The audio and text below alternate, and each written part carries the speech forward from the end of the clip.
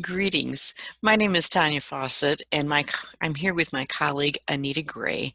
And today we are happy to share with you our poster, Communicating Your Value, Development of an Open Access Survey to Assess Library Effectiveness. So assessment and communicating value to stakeholders is important for all libraries, including small academic libraries. But we often lack dedicated personnel, tools, and expertise to address this need. But we both belong to the Private Academic Library Network of Indiana, otherwise known as PALNI. It's a consortium of 24 libraries, and a couple years ago we created the Return on Investment, or the ROI Committee, to address this need for assessment and demonstrating our value to our member institutions. Committee members were charged to identify opportunities, design tools, promote activities, and foster a culture of quality and evidence-based practice within the organization and aligned with PALNI's goals and strategic initiatives. So after much deliberation, the ROI committee determined that the best source to clarify our direction was the use of the ACRL standards for libraries in higher education. So to support this, PALNI sponsored the ACRL Roadshow, which was the traveling workshop called Standards for Libraries in Higher Education. And they did that for the entire PALNI board. There we were introduced to the 9 principal standards and their related performance indicators. And following this workshop, board members, which consist of library directors and deans, were surveyed, and it was determined that the 2 most impactful principles to address with this proposed survey were the educational role of the library in the university and the institutional effectiveness of the library. Subsequently, the committee surveyed the identified stakeholders, which we said were faculty and faculty and administrators, and found that their priorities for their campus library were educational role, discovery, and collections. So we found this discrepancy interesting and took the opportunity to highlight the library's value in institutional effectiveness, as there were comments that indicated that the stakeholders were unaware that the library could also contribute to the institution's effectiveness. We agreed that the assessment of discovery and collection principles could be better addressed through other initiatives. Our next steps then were to identify goals for this proposed assessment. They were, 1, that the data that provides the evidence that the library is important for the institutional effectiveness and critical to the educational process on our campus. 2, we wanted data that indicates where improvements need to be made in these 2 principles. And 3, information that we could take back to our administrative stakeholders to assist them in their decision-making, especially those in the areas of library staffing and funding. Thank you, Tonya. So we have all of these goals and standards and everything that we want to assess, but how in the world do you design a survey like this? So the ROI committee consulted with Dr. Sharon Calhoun, an Indiana University survey design expert, before PALNI entered into a contract with the higher education research organization, IDEA Education, now Anthology. IDEA staff directed us through the process of creating valid questions and piloting the multi-user survey. PALNI also contracted with them to analyze the results.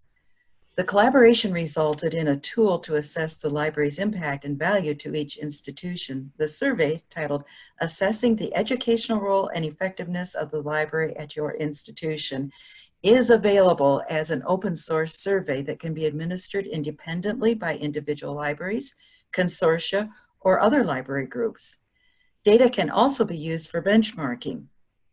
While the survey was created by and for small libraries, we believe that academic libraries of all sizes could benefit from the use of the survey on their campuses.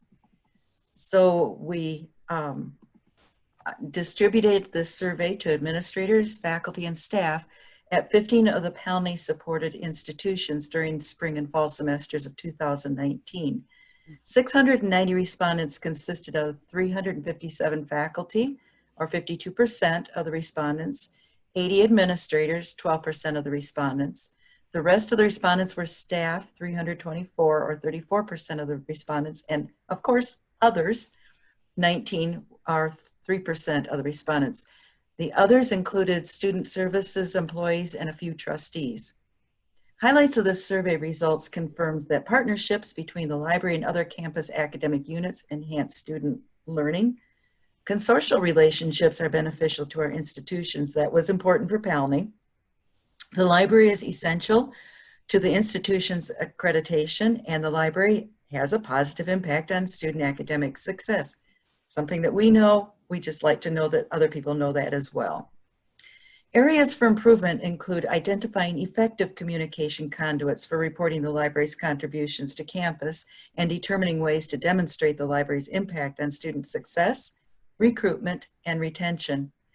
Differences in how administrators, staff, and faculty view the library's contributions to their department's outcomes have been noted.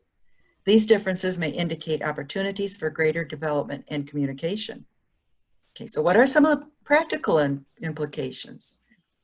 This manageable survey offers all libraries a single multiple stakeholder tool that provides a snapshot of how the library's educational role and contributions to the institution's effectiveness are viewed by its administration, faculty, and staff.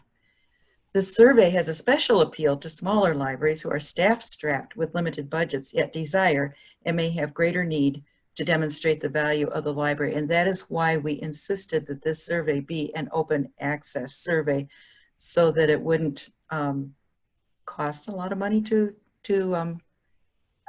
administer it. Survey results give libraries the opportunity to focus on the library's areas of greatest need and celebrate their institutional impact. The results may also reveal our stakeholders' preferred communication styles for keeping apprised of the library's services and resources, as questions about communication preferences were also included. An unexpected value of this survey was in indicating our stakeholders of the myriad ways the library contributes to the institution. Moving beyond the library's impact on student learning and support of faculty instruction, this survey also helps demonstrate to stakeholders how libraries add value to mission-critical goals such as recruitment and retention. So Anita and I both welcome a discussion about this survey. The survey, the creation process, a bibliography, as well as other resources for the value survey are available on the Palney's LibGuide. And the address for that LibGuide is libguides.palney.edu/library value. Library value is one word. You may also email or contact Anita or myself at our email addresses. Anita's email is agray, it's agray, at huntington.edu. And my address is Fawcett, FAWCETTT, at grace.edu. And we look forward to hearing how you might use this survey on your own campuses. Thank you.